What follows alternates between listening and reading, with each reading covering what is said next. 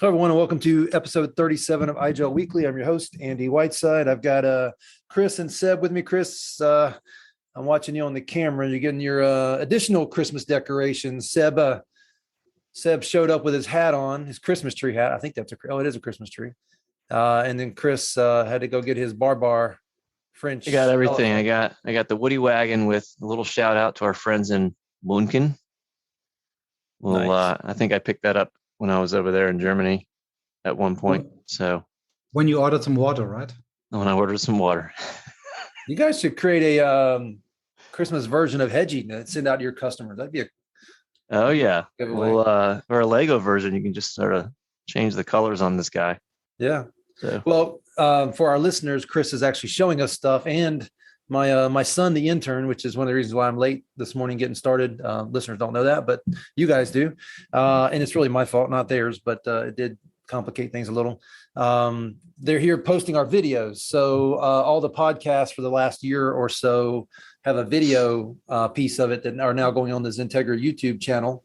So all the little visual things we've been doing start to become a little more relevant. Awesome. Perfect. I look forward to that. I have a youngster who just finished college last week.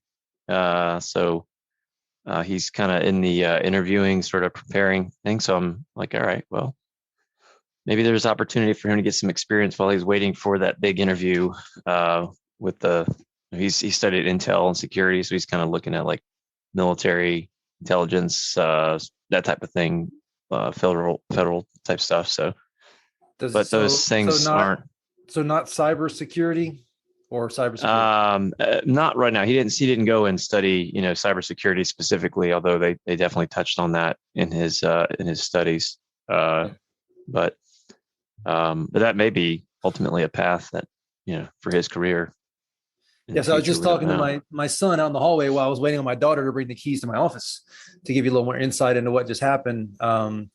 And, we're talking about, what he wants to do. I've got him taking a bunch of certifications because that helps XenTegra and gets them exposed all at the same time, helps them build up our partnership status with different vendors. And, I'm trying to fish out of them what they want to do. Of course, they're freshmen in college, so they got a while. But I'm trying to find out, and I'm implying to them, do what you want to do, but get into the key parts of technology like cybersecurity, and you're going to make money for at least a little while, if not forever. I made a joke about parks and recreations as an example, which is no joke to anybody who's doing it. If it's what you want to do, it's what you want to do. But I also told them, go make some money in technology, and you can organize groups to go help the national parks or state parks. You can find a way to do both. Follow your passion, but also follow the money. There you go. So, yeah. Or you could be like Seb and you could follow your passion and the money all at the same time. That's even better. Be passionate with your money. Hey, you know what I'll say for the three of us? I think knowing the three of us, I think we've done exactly that, right? We're doing something we find exciting and getting energized to get up every day and do, including technology podcasts like this. And we also make a living doing it. I think that's something to be thankful for. Oh, yes. Doing something that I was doing as a hobby when I was extremely young. I can just say that I'm extremely thankful for everyone who gave me the chance to work in that area without having studied, etc., because that's something which is not such common in Germany or in France. So that's something where I'm extremely thankful for all the people who have enabled me to do that. But it's definitely fun, and I'm doing some work without that. So I'm really enjoying it. So Seb, you're trying to say you can't do it alone, right? You gotta follow your head and your heart, and you also need a little help and some friends, which, for a lot of people, that networking, that human networking element of all this is probably something that's woefully overlooked and is not a trivial thing. And don't be worried to make mistakes, because that's something that will happen by its own. So don't be worried. Just make that mistakes and learn from it. Yeah. Right. As long as those mistakes don't take down the internet. So. What? I shouldn't have entered that DNS change? Yep. Well, I think that's a really good segue. Seb, today we wanted to talk in the spirit of holidays, in the spirit of careers, in the spirit of helping people get connected with each other, the IGEL community, and the latest with the community in terms of updates. Did you have something specific to share for a visual, or do we want to just talk through it? No, we can definitely go do the visual and speak about that. So I'll just share my screen. If you would make me to a moderator role, that would be perfect. I just made, let's say, I prepared some retrospective, Chris, for what the IGEL community, what we did also with XenTegra this year, and just covering maybe something that people are not knowing from our audience. Because if you think of the IGEL community, you might think of asking a question and getting an answer. That's right, and that's definitely a huge part of our daily business. But I added some value to that, and that's something that I will just bring us through. Just a short presentation, not 35 slides, just 6 in a row, with a few figures and numbers report that I did for our today's podcast. So we'll just start the screen sharing and the presentation mode. So you should see now the presentation and not the presentator mode, right? We see the presenter mode, but it doesn't matter. For the sake of this, okay, it doesn't matter. We can definitely switch that one. So let's start. So what I did is I created a short summary about what the IGEL community is doing. And one big part of our daily business, like I said, answering questions and creating content. But which kind of content?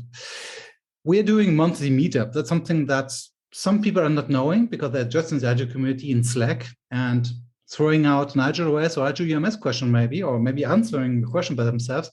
But we're also organizing on a monthly base meetup where we have topics covered from external vendors, from internal people, where we are explaining, teaching, maybe sometimes also showing actual use case of our product in our ecosystem. Yeah. So just in case, if someone is not knowing that, you don't have to be IGEL community member to be informed about that monthly meetups. You don't even have to be registered if you want to join. Just register for the meetup itself, and then if you are happy, just join us on the IGEL community itself. Hey Seb, let me set the stage a little bit as you continue to go through this. I'll give you a quick story. I met with several people recently about the Citrix user group community. And they said, okay, Andy, since you complain so much, how should we do this? And I just simply said, go talk to IGEL. Go look at what IGEL is doing. They're a great example of how the company IGEL is investing in their community, and it reciprocates across the community. And it's the way to do it. And just kudos to Jed and Doug and you and the members for what you guys have done. And the main thing to me is your head and your heart was in the right place as to where it came from, not just trying to make it a business initiative. Yes, and that's definitely important. Thank you for that feedback, Andy, because we're not trying to compete with any kind of support or something like that, right? We are just, sharing our love, I would say, or passion with our products with our members. And the members are giving also a few things back to us, not only giving answers, but also giving blog articles. So sometimes I will cover it a bit later on, but I definitely agree. It's something extremely unique at the moment.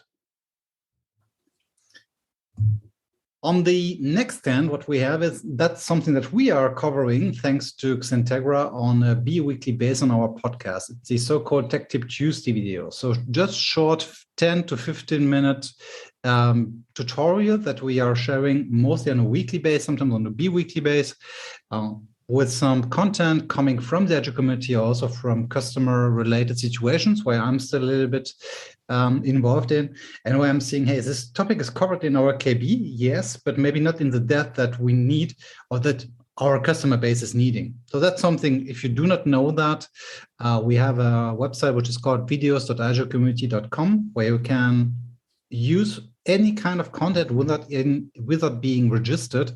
So we are doing new content there, and if you need something or that you are seeing in the XenTegra podcast that we're not explaining enough, or you might need, let's say, a deep dive into a specific topic, just please reach out to me via mail or via Slack or via LinkedIn, and I would be happy to cover your topic with some other people. So Seb, that one, you've got the KB, which applies. You've got the blog that you write up that associates the video of Tech Tip Tuesday. which is really where you need to go to learn specifically and see what's going on. And then we cover it in this podcast with additional context from myself and Chris, where we kind of ask you questions and get even deeper into what you're showing in these videos. Yeah, exactly. And that's something where we are learning also from you, from Chris and Andy, because the question you are asking mean that something wasn't covered enough maybe in the Detective Tuesday video. So I'm trying to adapt that on the fly more or less for the next recordings.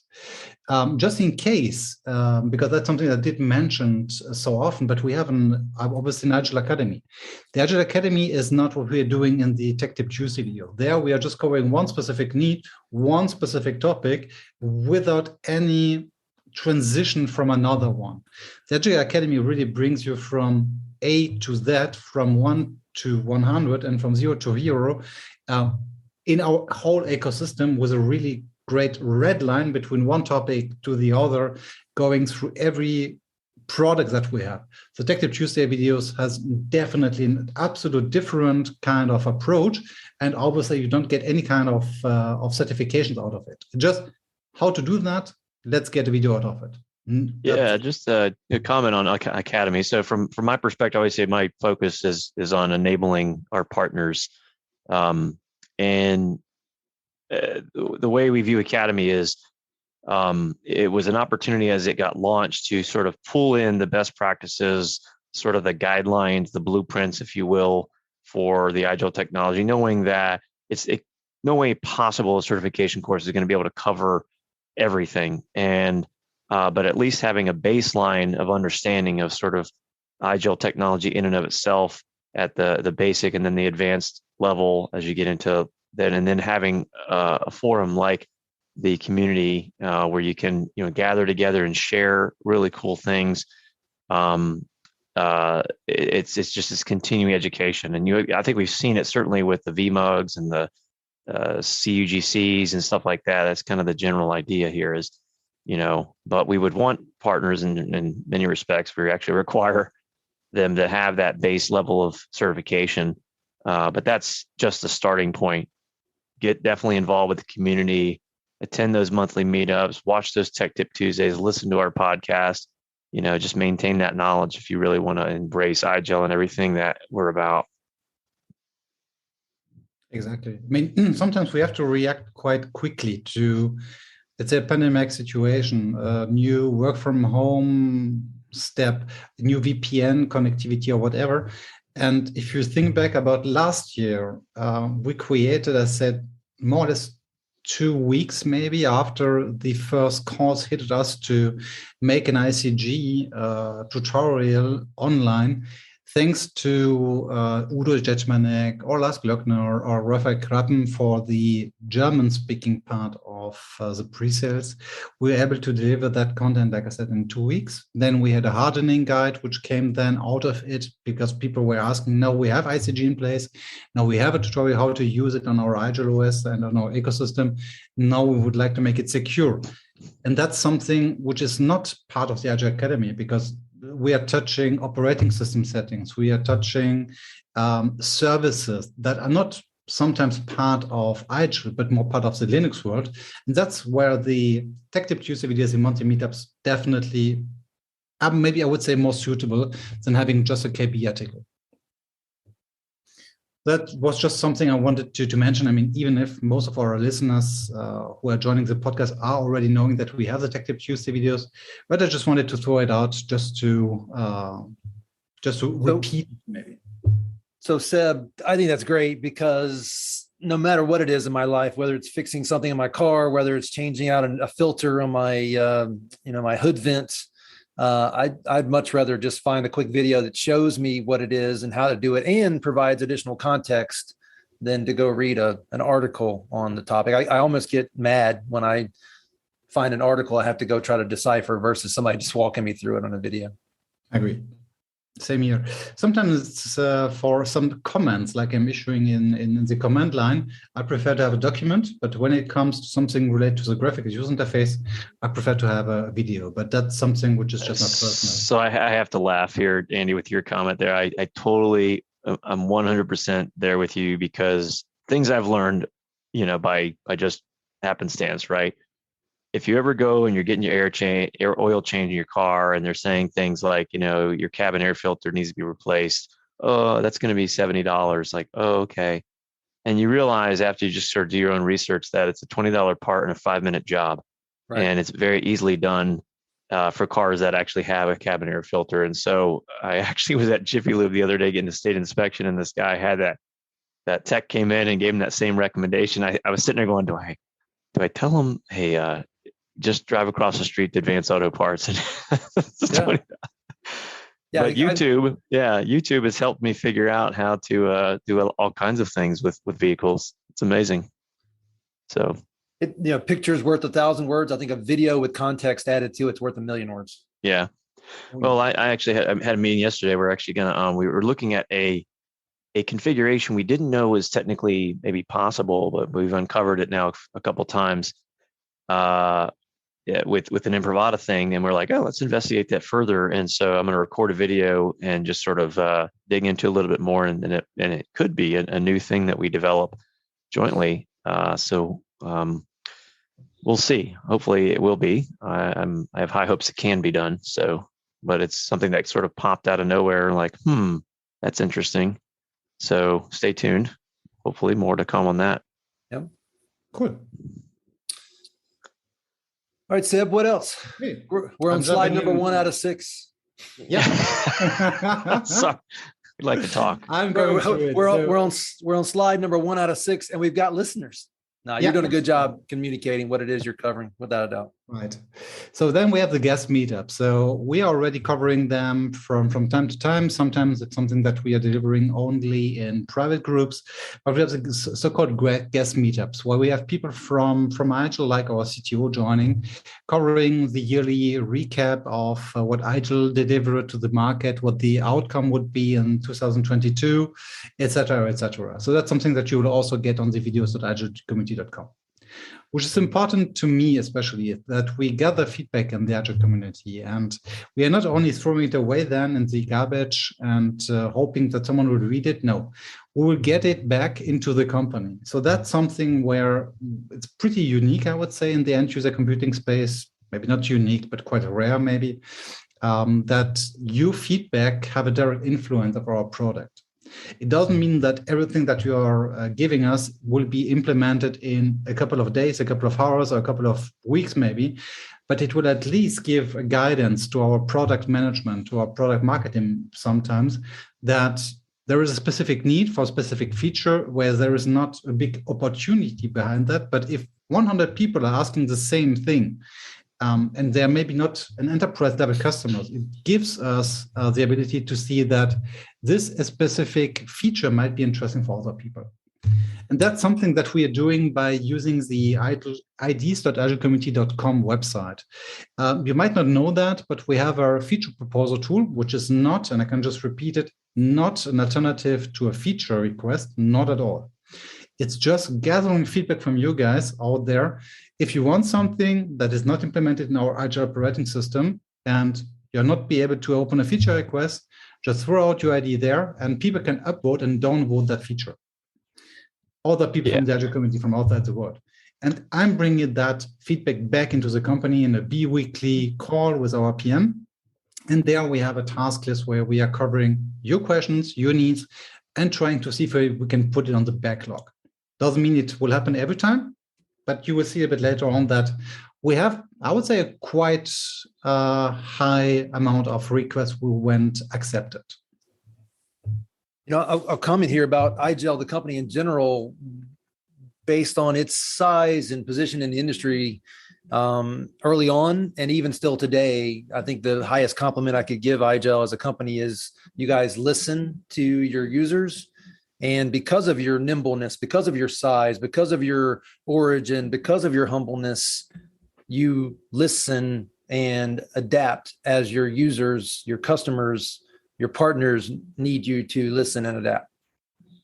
Yeah, I would second that. We're small enough now sort of understanding. When I came here, I had been with a company that grew rapidly. I would say tenfold in size from when I first started. And then coming here, trying to understand how things got done. Obviously, for those listening, our development is, primarily in Europe, in Germany. And so being American based here for Andy and I, certainly not Seb, but communication, right? There's a time difference. And so understanding sort of, how things get done, what's the process involved. What I've learned is that, in the world of product management, there's certain frameworks that people could follow. I got trained in a pragmatic marketing sort of framework where you get ideas like this, as Seb is talking about, and you kind of, there's one person asking is interesting. You get 10, you're like, oh, that's even more interesting. And then your gut kind of starts to tell you that maybe there's something more here. And you probably know that there's probably 30 people out there, maybe only 10 have spoken up. But having platforms like ideas at igel.community.com to kind of gauge and get people to vote on it, kind of gives you a sense of which direction the product should take. And then all that ends up lining up to where resources get assigned to make something happen. So keep the ideas coming. Certainly, if you have questions or have ideas and you're not sure if somebody else has asked about it, we can research that for you. This is not the only place you can throw out product ideas. There's other places we may be tracking that. But it's good to understand that the similar process I saw at my prior company is more or less being used. You kind of pull these things in, you look at the business case, and you figure out where your resources are, and then you start making some decisions. And but it is cool to be able to have a company that can innovate, sometimes rather quickly. Sometimes it might be a little slower than what people like, but Chris, you did, I think, what's something that's a little bit of a fallacy, especially in the world of technology. You attributed it to size. I think it really matters on the origin of the company and who the company tries to stay true to themselves. Because in technology world, right, especially software, a change for one's a change for many, all at the same time. Mm-hmm. And that's really part of, I think, the German, the IGEL, it's in the DNA of the company, is to be someone who listens and really exploits for their own business needs, the needs of their community. But it starts with listening. Yeah. What I meant by size, I guess, let me, any organization is going to have some disciplined process, typically that gets followed, and sometimes people may think that a large company, let's take I don't know, an IBM or something. Sorry guys, I'll just pick on you guys. Let's use Dell. Let's use it. And here's right. Yeah. Well, let me influence what you're going to say slightly. Size creates arrogance. Arrogance creates stop listening, and you start telling people what they need, and that is wrong. Right, and it could be that the person that's saying that may not necessarily know how to get things done internally. It could be a variety of things, right? I mean, but it could be the just general sense of, we'll move when we need to move. We're the elephant, right? Or there's somebody that says, what, I know and I believe in this. I'm going to try to do what I can to kind of make this happen, and just a matter of understanding how to navigate within that organization. And so. The less number of people you have, it can be an advantage. Sometimes not. It just depends. But I think from my experience, certainly here, there are some really, really cool people that definitely want to listen to what customers want. I think at the end of the day, the developers want to know that the product they're coding is making a difference, and it having an impact, right? And so being able to bring that to the development team, help them show that, hey, the time you're spent in that world of coding, it actually is translating to this, maybe it's a more streamlined thing at this industry or whatever it could be, or I don't know. It's just, that's the type of thing, be able to map it to, and then obviously give them that feedback when that thing that they built is having a true success. So I break it down to this easy, and then we'll let Seb continue on here, but it's humility versus arrogance, and whether you're listening or whether you're telling people, and humility equals listening. And I think that says a lot about IGEL's roots and where it currently still is. Seb, as the guy with the funky Christmas tree on your head and humility, go ahead. I'll just put the star in front of you now. So coming back to the presentation, I will go through quite quick right now. So last thing I just wanted to share on that slide is the IGELcommunity.com/HCL. So that's not the official IGEL Ready partner database, obviously, but if you have the feeling that you want to contribute about hardware that you tested on your own in your company, or maybe because you heard that something worked with IGEL OS 11, please feel free to put that on the hardware compatibilities website, because it's something that will help not only you, but other people looking for the same hardware and seeing if a specific Wi-Fi dongle or a specific Bluetooth chipset or specific hardware was tested by you with our IGEL OS. Since we cannot cover any device, it doesn't mean that it's fully featured and fully tested by IGEL, but it means at least that someone out there did test that device with an IGEL product and it went successful or not. Just wanted to share that, because it's extremely important to share that we are not only giving feedback to you, but we are also getting some feedback from the field. On the other hand, what we have is, because we are also wanting you to join and to influence our roadmap, we had the ability to involve a couple of people at the beginning of the year 2021 to join some early access programs. I will explain a little bit later on which one it was, but in the meantime, if you see the logo on the screen, if you're not seeing it, I will just say that it was the IREX 420 from XenComputing, so the Raspberry Pi device that we launched at the beginning of the year. That's something that we also covered in the IGEL community. So we sent out some devices, people could test that device, give feedback about features, missing features, wanted features, and we try to integrate it before we had the general release date. Yeah, it's simply a message of you're not alone. You're in this together, and some of the people you're in it with, because it's the community, don't have initiatives that are outside the scope of community. Exactly. So going then into the last slide of the general presentation. So we have the blog. From the blog itself, we are getting topics out of it that we are covering in the XenTegra podcast. But sometimes it's just a general documentation coming from an IGEL community member. That doesn't mean that this has to be an IGEL employee, not at all. It's just members who went through a specific process and wanted to share that document without having the need to create a KB article out of it with the world. So that's what we are covering also on the blog side from the IGEL community website. Then we already covered that in an earlier podcast. Since Slack is a black box where search engines do not have access, we have the IGEL archive where we are anonymizing the content coming inside of Slack and putting it in front of, let's say, Google or whatever search bot that we have. So if you're searching for a specific behavior on Google, start page, whatever your search engine is looking for, you will probably get a hit on the IGEL archive, where you can then be linked directly to the thread into the IGEL community.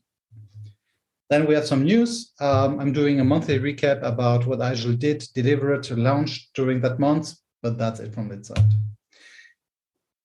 Just because it's something that I'm mentioning in every meetup, we have technology partners who went through the IGEL Ready program. That specific IGEL Ready partners are at the end of the process hitting the IGEL community, and we are creating specific channels for them.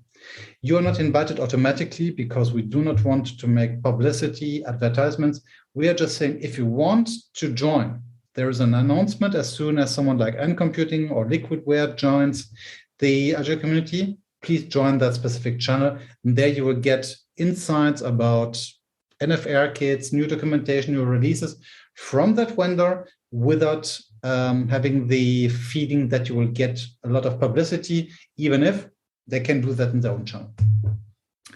Then going through the Insider program, which is a hidden program that I will cover a little bit later on an upcoming podcast. We have a yearly reward saying that people who posted a lot of things, answered a lot of questions, shared a lot of content are awarded to be insider. As an insider, you get specific access to early access programs, to private builds if you're on the NDA, access to internal protocol that we are exchanging with a PM. So you will get a huge amount of information, but will also be asked to give your feedback. So we had also a session with Jed Aris at the beginning of the year, or just let's say a short session with Matthias Haas, where he answered questions from that insider group. And that's something that I just wanted to share. Just join us on the 7,000. We are now 7,500. Just checked a couple of minutes ago. So if you want, and if you're not already, please join us on the IGEL community. Now coming to the reports, because that's something that is pretty fun, I would say. If you think about what the IGEL community is doing, you think about messages. And I'm just sharing a stat that I went through this morning. We have 29,000 messages posted in the public channel. So everything that you're seeing on the IGEL community. It's always compared to the previous year. And if you think about what happened last year, it's fun to see that we posted even more than last year. We were expecting a little bit less because since the work from home period was, let's say, already initiated, already done, we wasn't expecting such a huge amount of messages, but still, we are answering your question, we are answering your need there. So just giving you a rough overview, 29,000 messages this year. Then, how many people joined the IGEL community this year? We started at end of 2017, if I'm not saying something absolutely wrong. And just this year, so 2021, 2,200 people joined the IGEL community just this year. So huge thank you to all of you who joined this year. You were not bots, I'm sure about that. You were actual people with a real body. So thank you for joining. Just in case if you're thinking if your, how to say it, the graph is going a little bit lower than last year.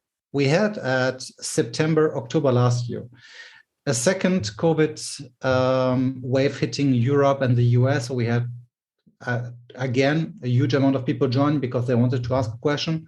But we also had 5,000 members until Doug gets 50. So we had a huge social media promotion for the IGEL community. So a lot of people joined, especially for that specific situation. So that's the reason why we are still growing, but not as fast as last year.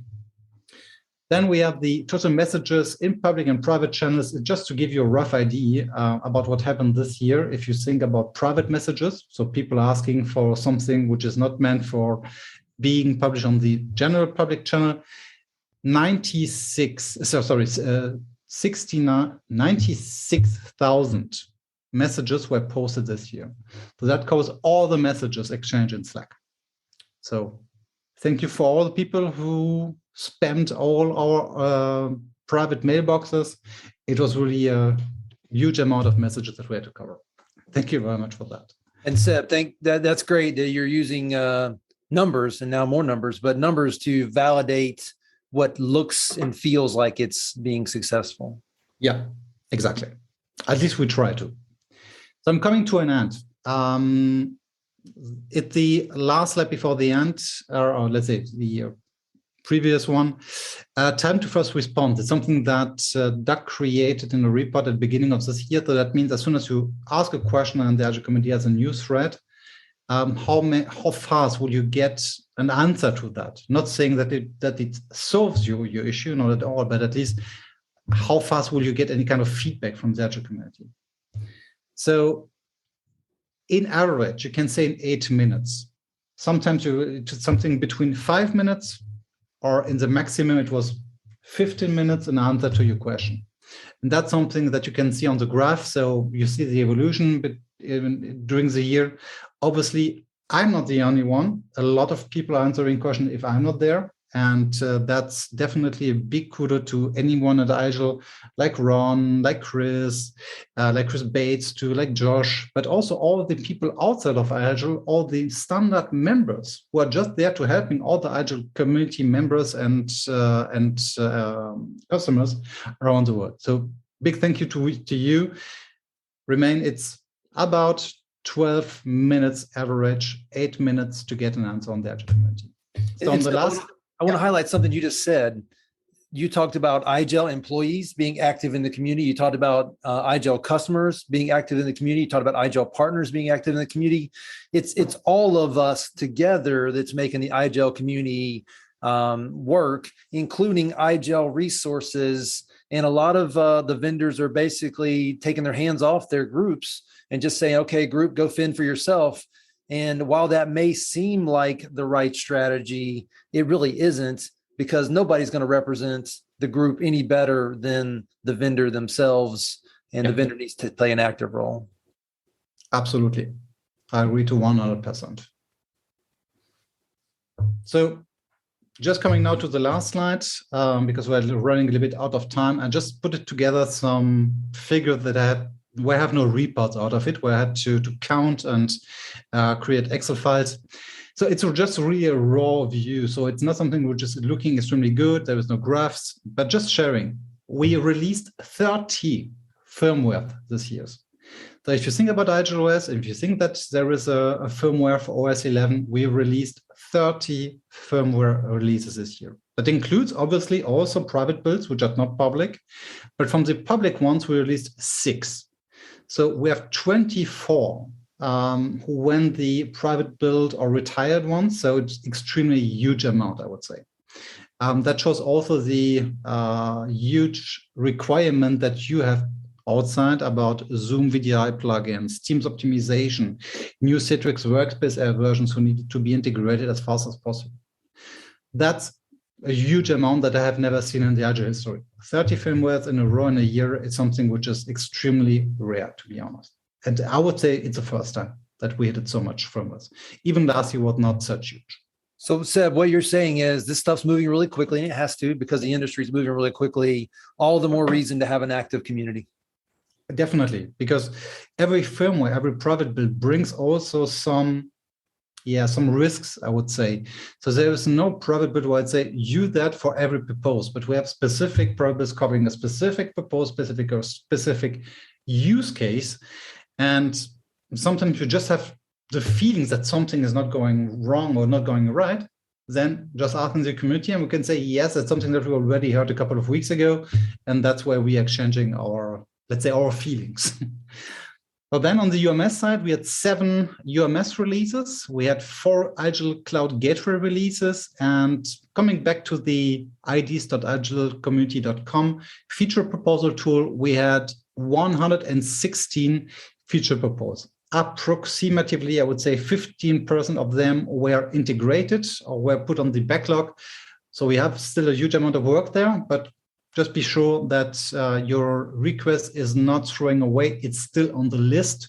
We just have to focus on our new product that will come next year. So for the moment, we'll stay stuck at 15, but we expect more features to be included in the next OS ... version. Then Detective Tuesday videos, we had 31 this year, published between, I would say, approximately February to now. So that's something that costs a lot of time because we had to create scripts, we had to create the content, we had to publish them.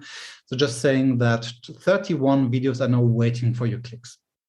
Then we had 3 early access programs. So we had the N computing, we had also a web app early access program, and the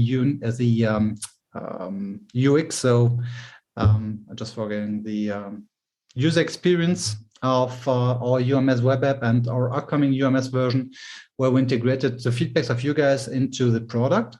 We had 10 meetups. So more or less 1 per month. We had a short amount of time in summer where we made a short break because the topics were more or less done. And so we have 10 meetups this year. And last one, I'm just covering, obviously, the IGEL community sessions. We had 20 podcasts with you, Andy, and with you, Chris, this year, where at the beginning, Doug made the first one, and then you were so kind to invite me. So thank you, Andy and Chris, for inviting me to the IGEL community podcast. We have now 21 after today. So thank you very much for that. And I'm done right now. Hey, Chris, I know you've been kind of quiet. Any thoughts or recaps on Seb's walk through the community update? No, it is quite, when you have focus, such as a guy like Seb focusing on really investing in that. It just shows you IGEL's commitment to, this community and how serious we are that, we do take this. So we take the feedback, we provide this opportunity for people to continue that learning process, sharing their ideas. And it's fun. I mean, I think, you've heard it from Doug before. There's something to be said about having a community of people that are like-minded and are willing to share ideas together and learn from each other, right? I mean, I think if you look at that, the current scenario, right, we're all dealing with this log4j thing, right? I think everybody's sort of in it together to try to figure out how to mitigate this thing, if not eradicate it. But sharing that to yourself, I mean, doesn't really help the rest of the community. So if you have a great idea, you've got guys like Seb and others that are out there to kind of help flush it out if you don't want to necessarily post it publicly. And then, it might turn into a really cool blog or something, a video that the rest of the community benefits from. So I'm glad that IGEL, focused on that and put a resource like Seb on it. I wish I was more active in it, to be honest. I've had a plate full this year, but I do want to try to spend more time in the community there. So if you've reached out to me and I haven't responded, it's not because I don't like you. Well, and Chris, I would echo those sentiments. I am no longer as technical as I want to be and can't be part of it. But I tell people all the time, hey, if I could go work for a company, I'd consider working for IGEL, and I'd like to be involved in their community. It's actually near and dear to who and what I am. It's just not what my daily responsibilities of keeping 55 employees employed is all about these days, but certainly something I see a ton of value in. Yeah, no doubt. Truth be told, I'm still learning Slack. I'll raise my hand and say I'm not a jet ninja on that one yet, jet fighter pilot, but my colleague Ron there is very active in it. So we sort of balance each other out. I'm checking on stuff over here. He's working on that, and we kind of help collaborate. So it is nice to have a teammate like Ron. And obviously Seb is out there responding and that type of thing. So we all try to work to make sure that if somebody does post a question, it doesn't go unanswered for very long. So, but Seb, that's great. I'm excited. I will say, for those that, if you are in Academy, one thing that we've also done is basically take links and point them at these tech tip videos. So if you, and just post them in there as well. So there's multiple places to get to the same content, since it's all basically coming off of YouTube. But IGEL Academy is a place not only for you to get certified, but you'll see links to these other tech tip videos.